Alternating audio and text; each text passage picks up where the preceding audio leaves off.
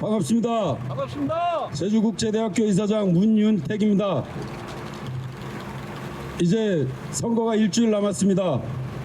가만히 있지 못해서 나섰습니다. 이번 조기 대선이 어떤 대선입니까, 여러분?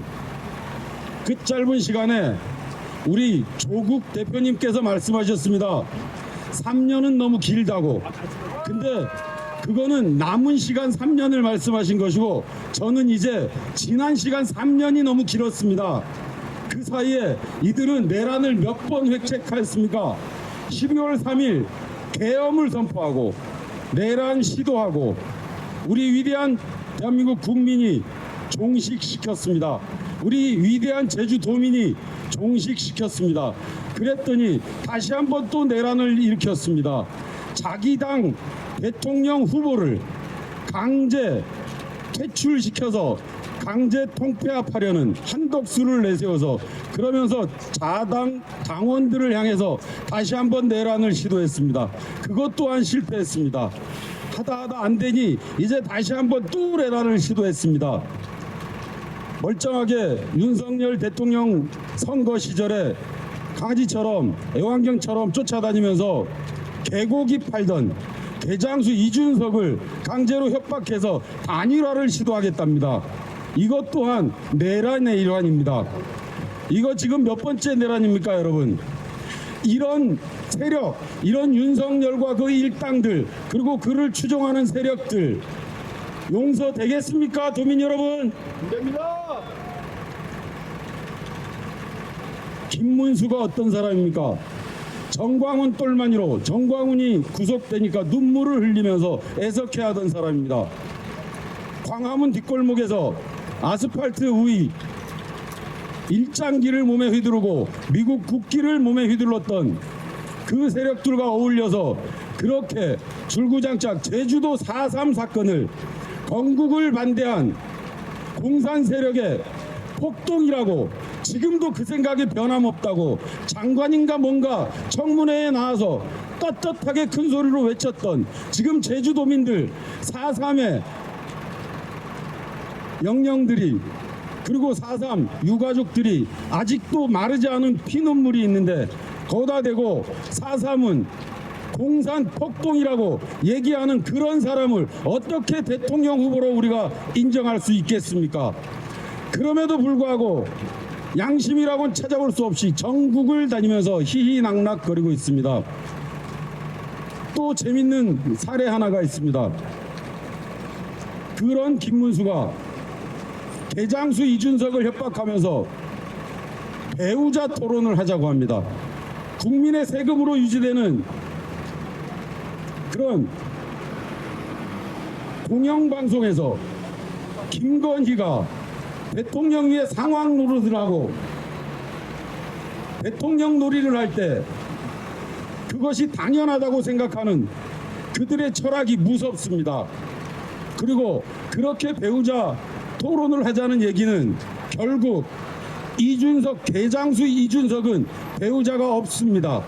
이것이 곧 협박이고 내란의 시도였던 것입니다.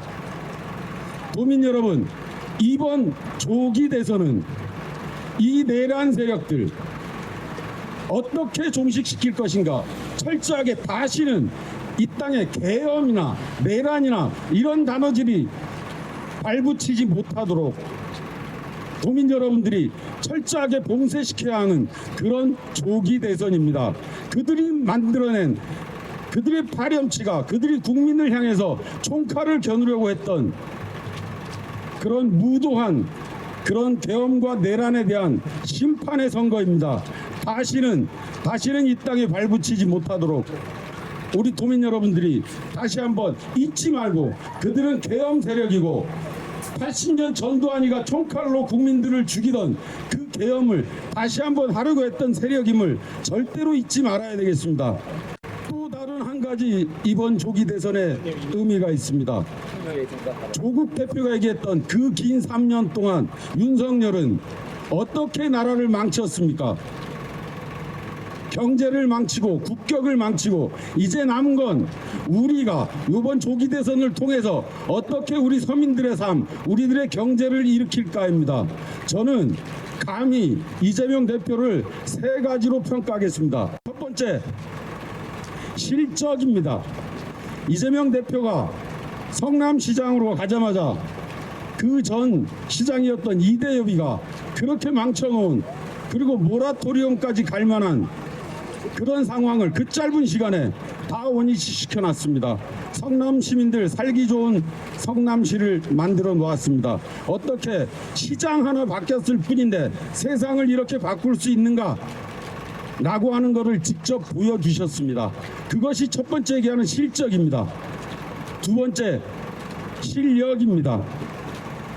제가 지난 대선 때 이재명 대표 선대위, 중앙당 선대위 메시지 특보를 하였습니다. 그때 옆에서 지켜본 이재명 대표는 그 주식의 신이라고 하는 사람들이 나오는 방송에 가서 오히려 강의를 했습니다. 그들이 감탄했습니다.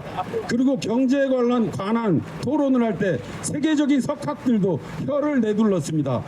경제에 대한 통찰력, 이해력, 지식, 누구보다도 뛰어난, 그게 바로 이재명 후보입니다. 이것이 바로 이재명 후보의 두 번째 실력입니다.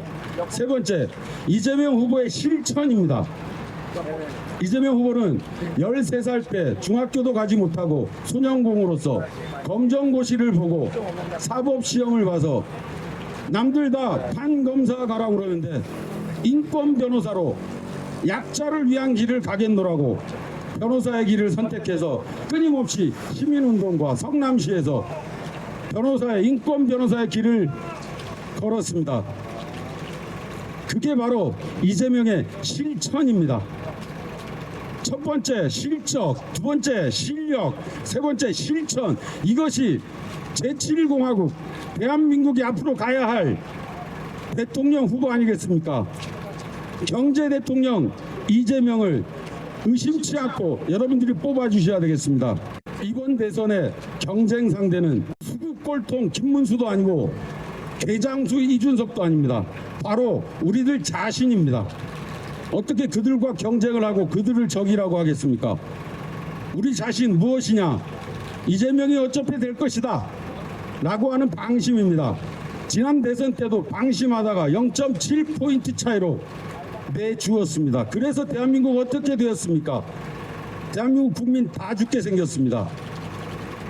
우리가 직접 가서 직접 뽑고 우리 도민 여러분들께서 친구, 선배, 형제, 부모님들까지 모시고 직접 투표소로 가서 투표를 해야 될 것입니다.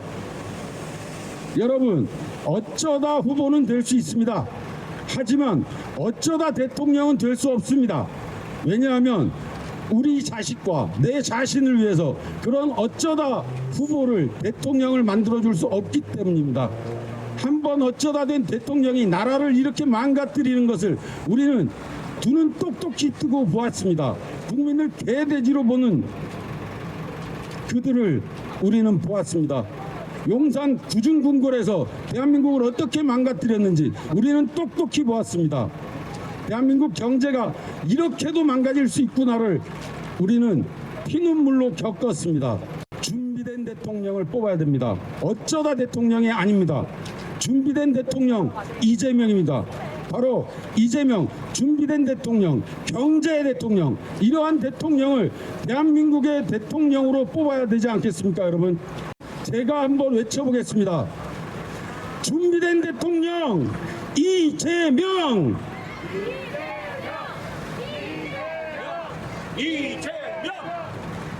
대한 국민이 선택한 준비된 대통령 이재명!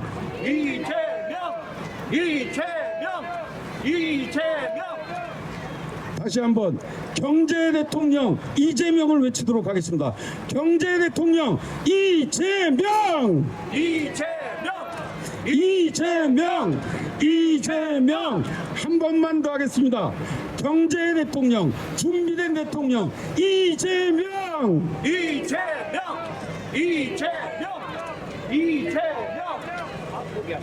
감사합니다. 예, 잘했습니다.